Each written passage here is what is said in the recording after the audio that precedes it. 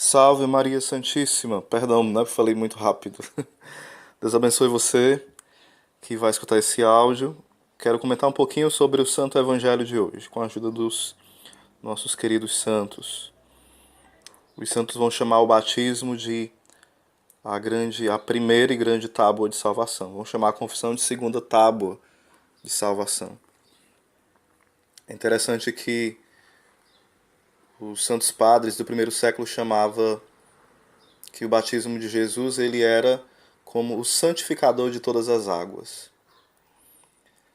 E fazendo uma pequena analogia, né? O Senhor que toca o leproso e purifica o leproso. Porque se tinha a ideia que quando se tocava alguém que era leproso ou um cadáver, a pessoa ficava impura. Não é que ficava pecadora, mas ficava impura, no sentido ritual, né? Mas Jesus ele ultrapassa isso. E ele vai toca o leproso e o leproso é purificado. Então, quando Jesus vai e se submete ao batismo, não porque ele seja pecador, mas de fato ele é o Cordeiro de Deus, aquele que tira o pecado do mundo. Aquele que já assume o nosso pecado de forma antecipada, uma prefiguração ali da sua morte e ressurreição.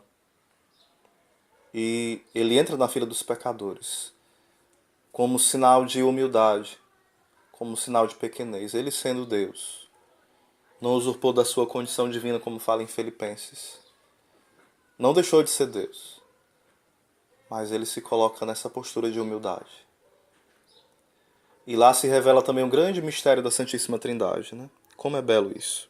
Então vamos lá o que Santo Tomás de Aquino nos ensina acerca do batismo de Jesus hoje. A Igreja recorda na sua liturgia as três primeiras manifestações solenes da divindade de Cristo. Aqui ainda é só um comentário, depois que é Santo Tomás, né? A adoração dos magos em Mateus 2:11, o batismo de Jesus em Lucas 3, do 21 ao 22, e o primeiro milagre que fez o Senhor nas bodas de Caná em João 2, do versículo 1 ao 11. Santo Tomás de Aquino vai explicar um pouco acerca disso. Quando chegou a idade perfeita, no caso a idade da maturidade, né, que seria, vai falar o evangelho que é aproximadamente 30 anos, cerca de 30 anos, Santo Tomás vai falar o seguinte: em que devia ensinar? Fazer milagres e atrair os homens para si? Então teve de ser indicada a sua divindade pelo Pai, a fim de que a sua doutrina se tornasse mais crível, pois isso diz ele próprio: o Pai quem me enviou, ele mesmo deu testemunho de mim. João 5,37.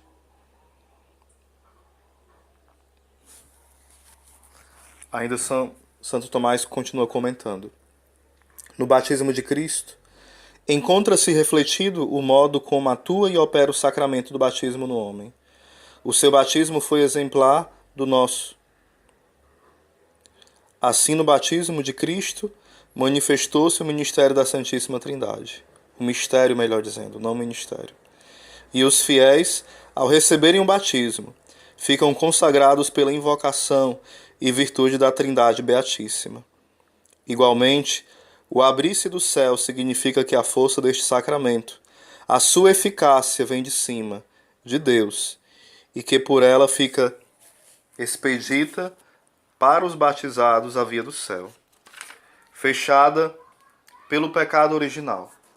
A oração de Jesus Cristo depois de ser batizado ensina-nos que depois do batismo é necessário para o homem a oração assídua para conseguir entrada no céu.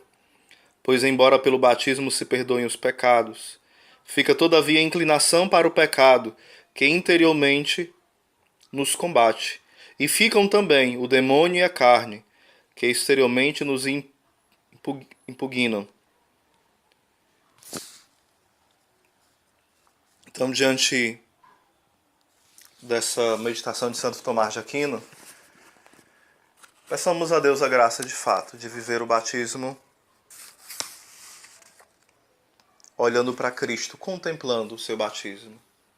Como Santo Tomás vai falar que é necessário essa experiência da vida de oração porque continuam os combates. O pecado original ele vai ser apagado, mas as concupiscências elas continuam. Santo Irineu de Lyon ele vai falar que o Espírito Santo ele se acostumou. Ele se acostumou em Cristo para depois vir habitar em nós, né? A inabitação divina, a inabitação trinitária, né? Então, Santo Irineu usa de uma forma mística essa linguagem.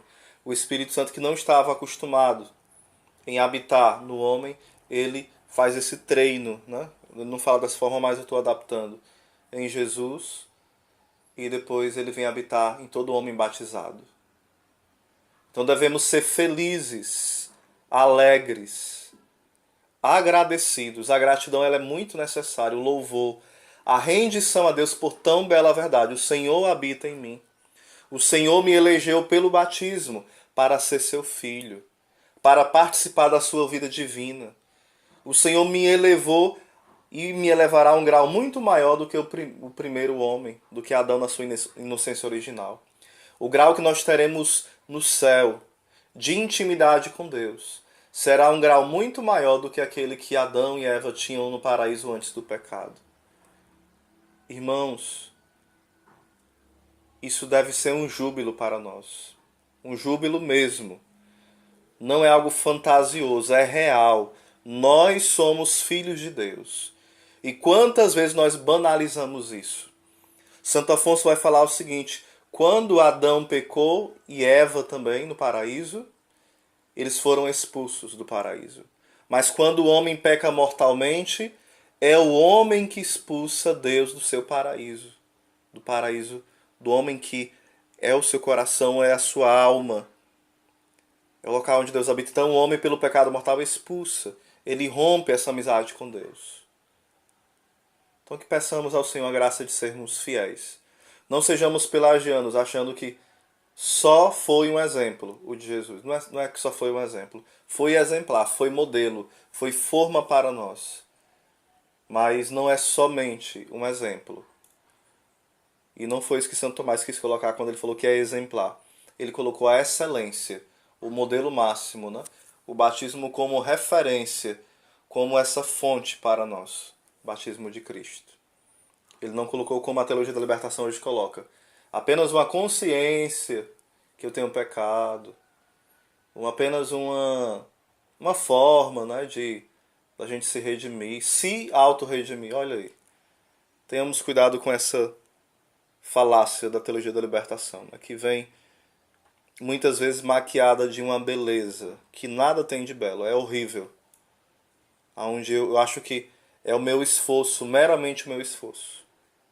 Claro que nós cooperamos com a graça de Deus, claro. Mas não é só o meu esforço.